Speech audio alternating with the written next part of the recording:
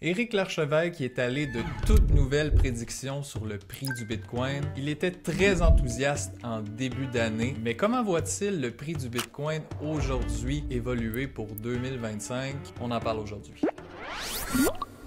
Sam, Éric Larchevêque, vidéo récente cette semaine, il se ravise sur une prédiction qu'il avait faite il y a quelques mois sur Bitcoin. Je prédis donc un Bitcoin à 250 000 $ avant fin juin 2025 et à 1 million de dollars avant fin 2029. Est-ce que c'est vraiment une prédiction qui va se réaliser en fait? C'est quoi qu'Éric Larchevêque qui voit pour la suite des choses avec Bitcoin? Ben écoute, Sam, qu'est-ce que t'en penses si on regarde un extrait rapide sur ce qu'il a en fait dit, puis on va réagir à ça? Mais il semblerait que ma prédiction devienne de plus en plus outrancière. Il est donc temps de faire le point et que je vous donne mon nouvel éclairage sur le sujet. Tout d'abord, il est important de rappeler les éléments de contexte qui allaient avec ma prédiction. Elle était basée sur 3 principes. 1. La mise en place d'une réserve stratégique de Bitcoin par les USA, implémentant le Bitcoin Act de la sénatrice Cynthia Lummis visant à acheter 1 million de Bitcoin en 5 ans. 2. Une baisse des taux d'intérêt par la Fed. Et 3. Un processus de paix et de désescalade globale amenant une stabilité économique favorable aux investissements. On peut en déduire qu'on n'a pas vraiment de stabilité. Les marchés, on peut regarder les marchés boursiers par exemple, ce qui se passe en ce moment.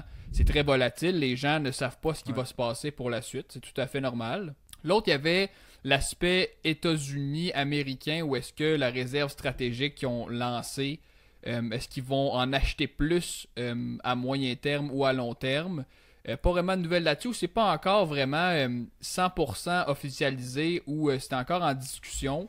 C'est pas ce que les gens pensaient qui allait arriver quand il y a eu cette déclaration-là aux États-Unis, mettons. Ouais, c'est ça. Puis tu sais, je sais que c'est encore en cours, il y a encore un genre de projet de loi qui doit être écrit là-dessus puis être débattu. Mais c'est pas encore là, on va le savoir d'ici probablement quelques mois ce qui va se passer avec ça. Personnellement, je pense pas que ça va arriver. Là. Je pense même que l'administration aux États-Unis sont pas mal, la job est faite. Là. Je pense que eux autres, ils sont allés chercher les adeptes du Bitcoin pour aller chercher des votes, pour les courtiser le plus possible. Puis je pense que je serais bien gros surpris qu'on ait vraiment là, des gros développements à ce niveau-là. C'est mon avis personnel.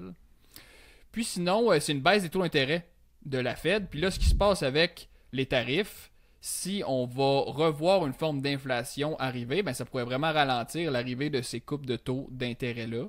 Donc, c'est carrément le contraire de ce qui s'est passé. Puis ça donne une leçon en entrée de jeu pour les gens qui nous écoutent. Je regarde la caméra. Personne qui sait où le prix peut aller. Puis pour la Fed, en fait, là, tu as vu Trump récemment qui met encore de la pression sur Jerome Powell pour faire baisser les taux d'intérêt. Donc, tu vois que la Fed n'est pas prêt vraiment à baisser les taux d'intérêt. Voilà. Puis ça, c'est un peu ce qui explique. J'ai trouvé ça super intéressant quand il explique ça dans son vidéo. C'est vrai que c'est des trucs qui se sont pas réalisés. Donc, c'est dur de faire une prédiction aussi quand tu as plein de facteurs inconnus comme ça, surtout en juin. Il s'est pas donné beaucoup de temps... Éric là-dessus. Éric a été ambitieux là-dessus, je pense. Ouais. Puis garde, on va revenir un peu à ce qu'il a dit dans la vidéo parce qu'il y a une couple de choses là-dedans que je trouvais vraiment intéressantes. Le Bitcoin baisse dans un environnement d'instabilité, car nous sommes en train de payer l'addition d'avoir fait rentrer massivement des investisseurs institutionnels dans le Bitcoin. Nous avons été ravis, et moi le premier, d'avoir un afflux de plus d'1 million de Bitcoin venant des ETF et autres acteurs de la finance traditionnelle. Mais qui achète ces Bitcoins? Des fonds de pension, des investisseurs en cravate, des hedge funds spéculatifs. Et que cherchent-ils? Du rendement, bien sûr. Ils se foutent complètement de la thèse de Bitcoin en tant que dernier rempart contre la mainmise des gouvernements sur notre patrimoine ou sur la capacité du Bitcoin à résister à toute forme de censure. Tout ce qu'ils voient, c'est la volatilité et la potentialité des gains rapides. Début d'année 2024, les FNB arrivent aux États-Unis. C'est quoi un FNB pour les gens qui ne le savent pas? Ben, ça permet aux gens, aux petits investisseurs classiques de pouvoir mettre des bitcoins dans leur compte d'épargne, dans leur genre de fonds commun de placement, si tu veux. Tu peux avoir une exposition à Bitcoin via des fonds de placement. C'est ça. Donc, c'est vraiment une réflexion du prix du Bitcoin papier, si on veut. C'est pas du vrai Bitcoin qu'on peut mettre dans son compte d'investissement puis profiter de la hausse du Bitcoin. Puis ce que M. Larchevêque dit dans sa vidéo, ben c'est tout à fait vrai dans le sens que les gens qui achètent ça, c'est pas des gens qui veulent vraiment le Bitcoin pour la révolution que ça va apporter. C'est vraiment des gens qui le voient comme dans l'optique d'investissement en partant. C'est vraiment le but, c'est que faire des gains. Ouais. Donc, si on fait des gains, tant mieux, mais si on fait des pertes, débarrasse-moi ça au plus vite. Fait que dans un environnement où est-ce que tout allait bien, puis on a des FNB, ben bon, c'est positif pour le prix du Bitcoin, c'est sûr. Mais si on a un environnement plus difficile économiquement, ben ça va être l'inverse qui va se passer est aussi vrai, dans le sens que c'est bon quand c'est positif, mais c'est mauvais quand c'est négatif aussi. Puis je pense que les gens doivent comprendre ça, si vous voulez, là, dans le contexte qu'on est. Si on rentre dans une récession, ben tout est possible, si tu veux. Puis je pense que le côté FNB ne doit pas être sous-estimé. C'est depuis l'arrivée de Trump au pouvoir, moi. Parce que depuis son arrivée, j'ai l'impression qu'il y a un autre type d'investisseurs qui vont acheter du Bitcoin. Okay. Ce type d'investisseur-là, c'est vraiment pour le rendement. Ils comprennent pas vraiment les fondamentaux de Bitcoin. C'est plus des gens qui vont se dire, OK, les États-Unis maintenant sont favorables aux cryptos, donc au Bitcoin, donc je vais investir là-dedans pour faire un profit. Donc j'ai vraiment l'impression que ils voient vraiment Bitcoin comme un actif technologique volatile où est-ce que qu'ils peuvent faire un profit rapide. Donc je suis quand même d'accord que depuis l'arrivée de Trump, j'ai vraiment l'impression qu'il y a beaucoup d'investisseurs qui sont rentrés dans le marché de Bitcoin à cause qu'ils entendaient, ils voyaient ce que Trump disait sur Bitcoin, puis ils se sont dit ça va être favorable pour le prix, c'est sûr. Ils ont vu une opportunité. C'est ça, ils ont vu une opportunité, puis la réalité, belge, c'est que Bitcoin, là, c'est ouvert à tout le monde. Fait que tu le veuilles ou tu le veuilles pas, c'est ouvert à tout type d'investisseurs, même ceux qui le comprennent pas vraiment. C'est peut-être ça qui se reflète un peu dans le prix qui descend en ce moment. C'est qu'il y a des investisseurs qui voient que il y a plus de prise de valeur à cause des paroles de Trump, par exemple. Donc, ils vont juste se débarrasser de cet actif-là. Ouais, je suis tout à fait d'accord. Puis Sam, non seulement il avait prédit son 250 000 $ en juin 2025, mais aussi parlé de 1 million de dollars en 2029. Puis ça, on va y revenir juste un petit peu plus tard parce qu'avant ça, il y a quelque chose qui m'a intéressé dans ce qu'il a dit parce que pour moi, il a un peu révélé la vraie raison pourquoi le Bitcoin, ben, ça se rendra pas à zéro. Les sceptiques du Bitcoin aiment ça dire ça. Bitcoin, ça pourrait aller à zéro demain matin. Ouais. Puis, personnellement, je ne le pense pas.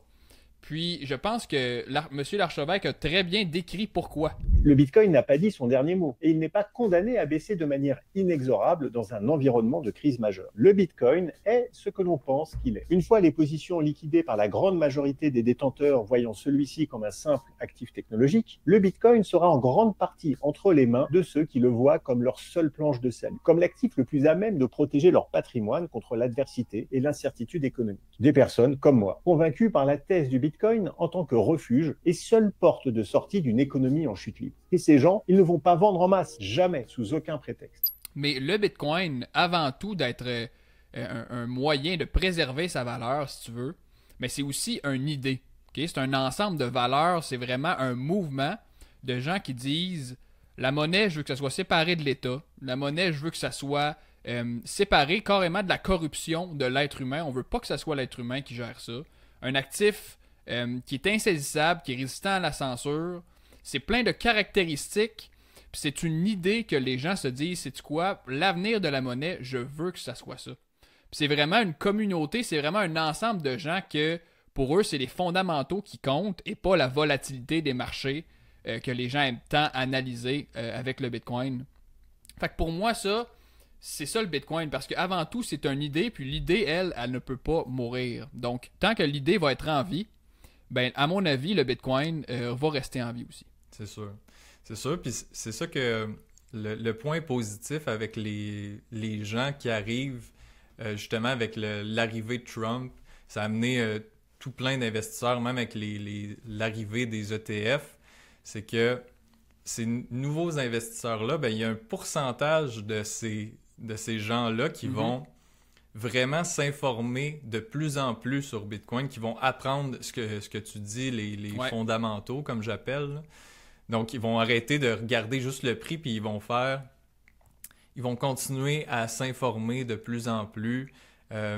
C'est un peu ça l'adoption de de cycles, mettons. Je sais pas s'il y a Ouais. vraiment des cycles dans Bitcoin, mais à tous les cycles, il y a une nouvelle vague de gens qui arrivent, qui s'informent de plus en plus. Ça, c'est à cause que le prix monte, ben, ça va amener un nouveau type de personnes qui vont s'informer justement là-dessus. C'est comme du marketing. La valeur du Bitcoin augmente. Les gens s'y intéressent pour le gain. On est tous pareils. On s'y intéresse tous pour le gain. Mais il y a toujours une frange de la population qui vont l'étudier puis essayer de le comprendre puis se dire « Wow, attends une minute, c'est vraiment quelque chose qui est bon pour l'humanité, si tu veux. Puis c'est vraiment l'avenir de la monnaie. C'est la monnaie que je veux pour l'avenir. Donc, je deviens un évangéliste du Bitcoin. Donc, c'est ça. un peu comme ça que ça fonctionne et que ça a fonctionné pour moi aussi. Le Bitcoin n'est pas un investissement, il est un aboutissement. Et c'est pour toutes ces raisons que je maintiens ma prédiction d'un Bitcoin à plus d'1 million de dollars avant la fin 2029. 1 million en 2029, ça paraît comme vraiment beaucoup, mais si tu te mets dans la peau de, tu sais, Éric Larchevêque, lui qui voit Bitcoin comme une réserve de valeur, puis en ce moment, Bitcoin est en train de se prouver comme une réserve de valeur, même la meilleure réserve de valeur, là, si tu veux, si tu regardes les chiffres, là. Ben, si Bitcoin devient une réserve de valeur comme l'or beige, par exemple, là, ben, en ce moment, si la capitalisation de Bitcoin est la même que l'or, ben, ça nous amène à ça, un prix de 1 million par Bitcoin. Ouais. Donc, c'est pas fou de penser que Bitcoin va avoir la même valeur que l'or un jour. Puis même que Bitcoin, ben, on le sait, ça a pas mal plus d'utilité que l'or. Donc, ça pourrait vraiment dépasser ça. Donc, je pense que 1 million, tu sais, ça paraît beaucoup, mais si tu mets ça en perspective avec l'or en ce moment, ben c'est tout à fait raisonnable, je pense, de penser ça. C'est juste que dans son vidéo, il dit c'est pas si le Bitcoin va atteindre 1 million, mais quand le Bitcoin va atteindre 1 million. Puis ça, c'est juste impossible à prédire. C'est impossible à prédire. 2029, ok, j'ai hâte de voir ça. Le calendrier est marqué, Sam. J'ai ajouté ça au calendrier. Puis, on rappelle aux gens de s'abonner à GenB. Si vous nous écoutez à chaque semaine, tous les samedis, on poste une vidéo. Vous appréciez ce qu'on vous apporte. Laissez-nous un j'aime. Abonnez-vous à la chaîne. On est toujours content de voir des nouveaux. On faut trouver un nom d'ailleurs pour notre communauté. On va revenir là-dessus. Mais peut-être les Gen Bros. Les Gen Bébés. Les Gen Bébés. On est en train de brainstormer là-dessus. Laissez-nous savoir dans les commentaires si vous avez des idées. Puis sinon, on va se dire à la semaine prochaine. À la semaine prochaine. Bitcoin